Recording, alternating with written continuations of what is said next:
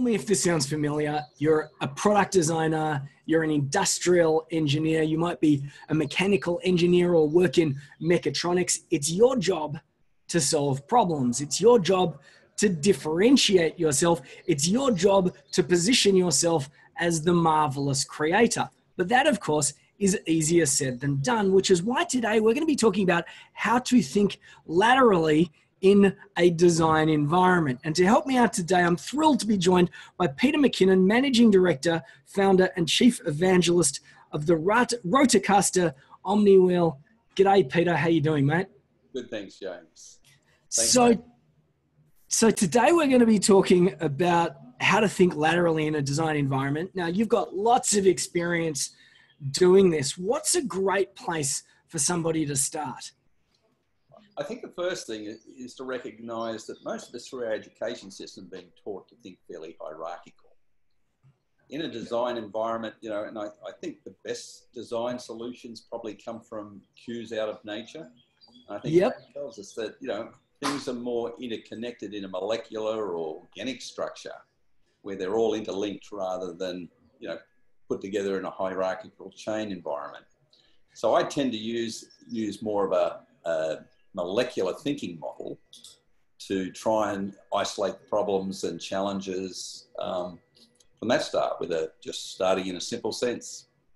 Yeah, so I can see this completely because we're talking about thinking laterally, and the moment that you start to do things in a gridded order, suddenly you cannot necessarily think laterally. So in terms of like an action step or a practical way to start, it's easier to say to think organically, but what's a simple practical way to kick things off? Look, I think the easiest thing is to go to a whiteboard, and we all have that initial light bulb moment or flash of the blinding obvious, if you like, or that spark of innovation. So that's the centerpiece. What's the idea? What's the product you want to develop, or what's the problem you want to solve?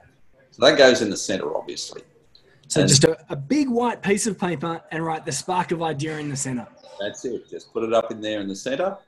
And then we have a very simple structure that keeps our thinking contained within small or a limited number of nodes. So we just place 3 nodes around that in a triangular fashion. Again, just circles, link each of those with the arrow, with a line, and then each of them link back to that center spark. So everything is interconnected. So I can already see a triangle. I can see the center spark in the middle. Let's talk about this first node. We've got our spark in the middle. We need to take the next logical step. What's the next logical step? What's that node going to represent? Okay, each of those outer nodes really represent the who, the why, and the what.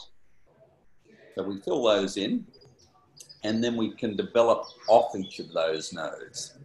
But they're all relative to one another. They're not important in their own right. They're important in relationship to the other elements.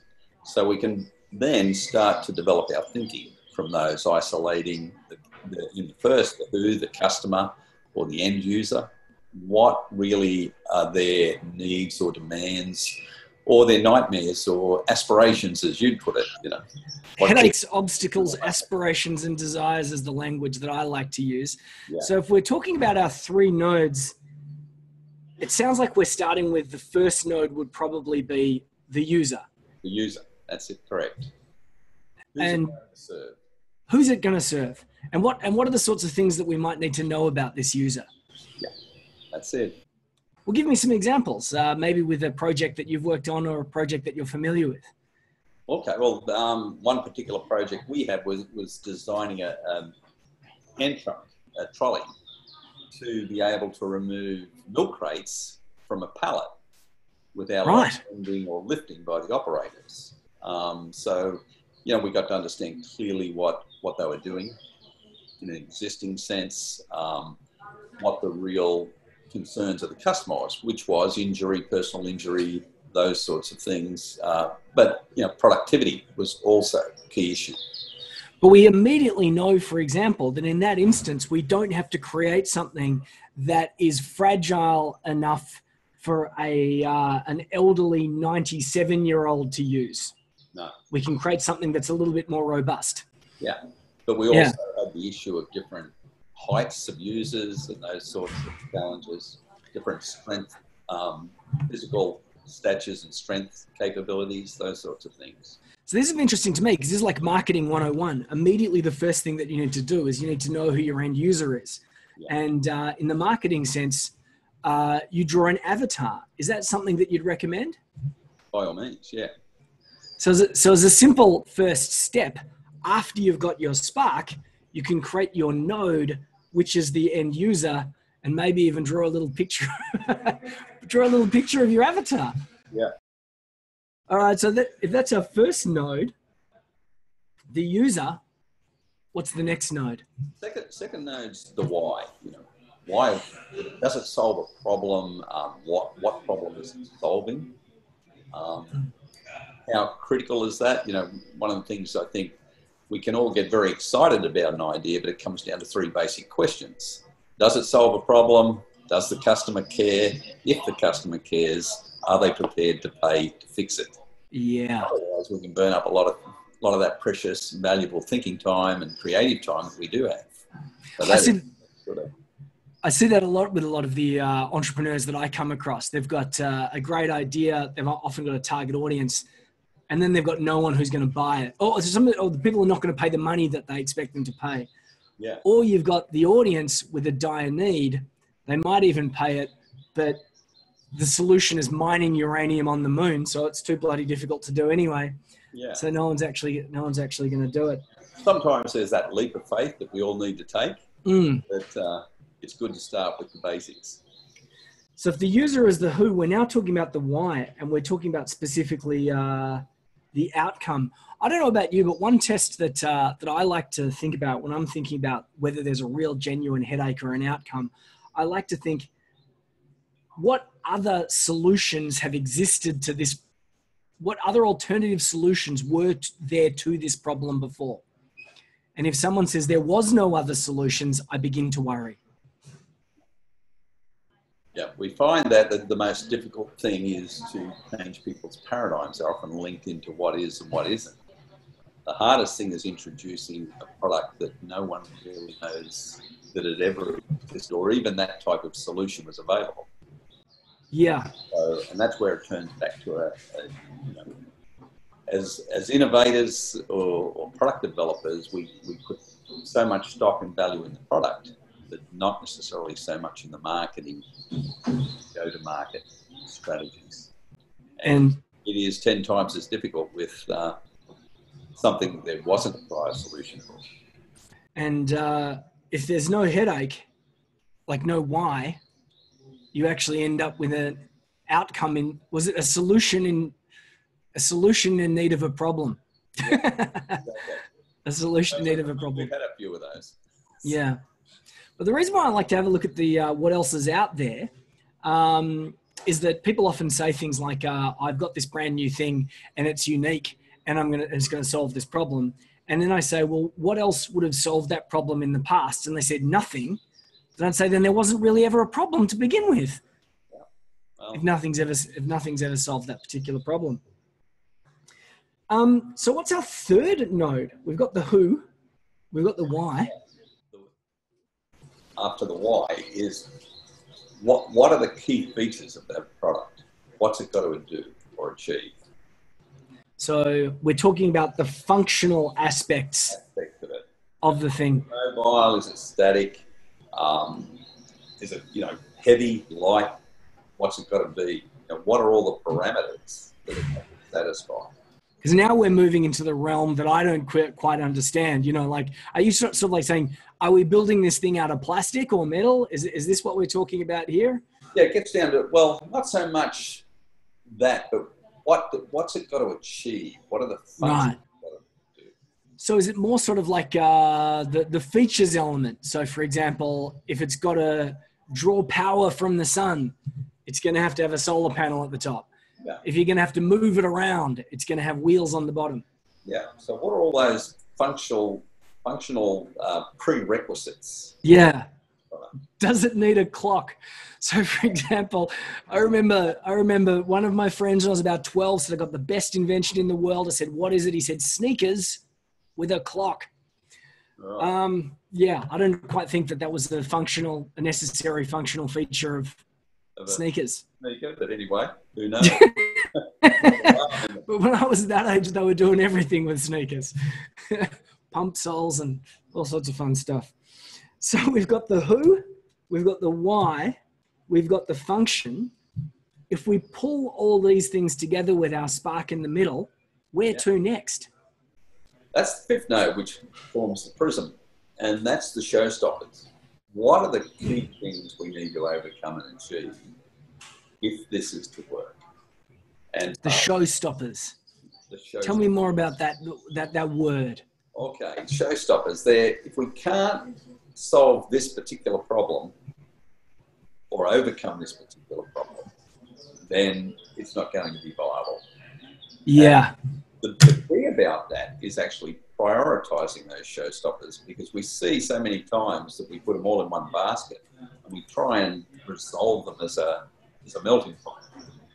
And the thing is, normally when you prioritize them out properly and put those interdependencies, you focus on problem one, solve it first before solving problem 3 or 2. But so many times, especially with young designers, we see them trying to solve all 3 problems collectively. And often... So showstoppers, like I'm trying to do something and I hit a roof. Yeah. So if that's the reason, I need to find another path to get to where I want to get to.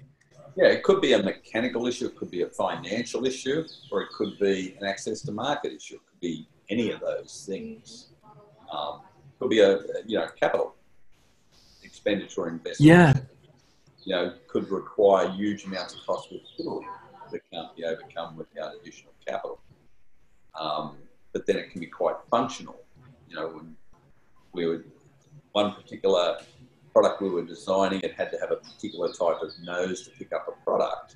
It also had to have a catch system and also a few different other things. Now, the guys were designing the catch system before we'd actually solved the nose issue, which meant if we couldn't pick it up, the catch didn't matter.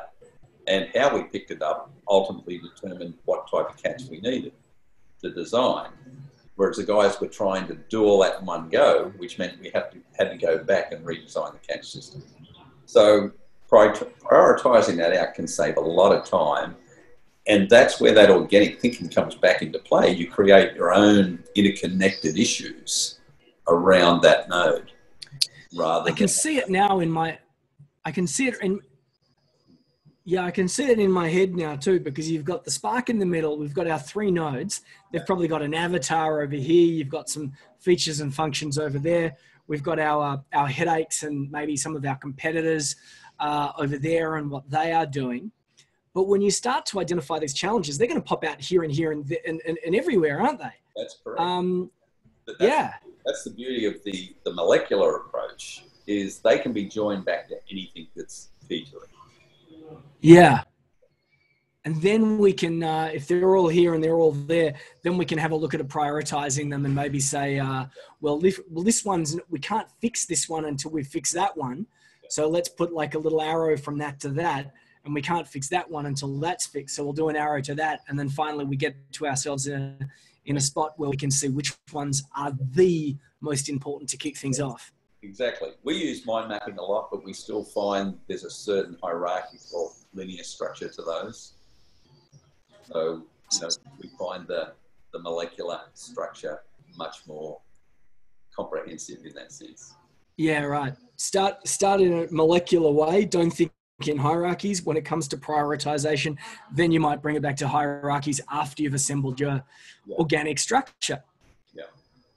Well, there you have it, ladies and gentlemen. If you were to draw this on a piece of paper, and I'm going to put you to the task right now, Peter, how would this look like if you were to draw it on a piece of paper?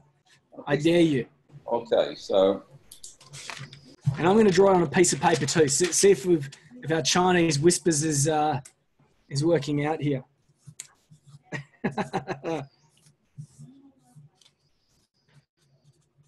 Oh, I'm feeling good about what I've got.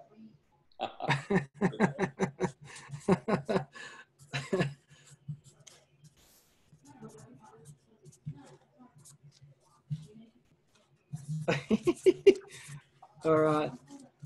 I bet my final. Oh, there we go. Well, look at yours. Oh, lovely. All right. Well, I was going to show you mine. Mine's slightly different.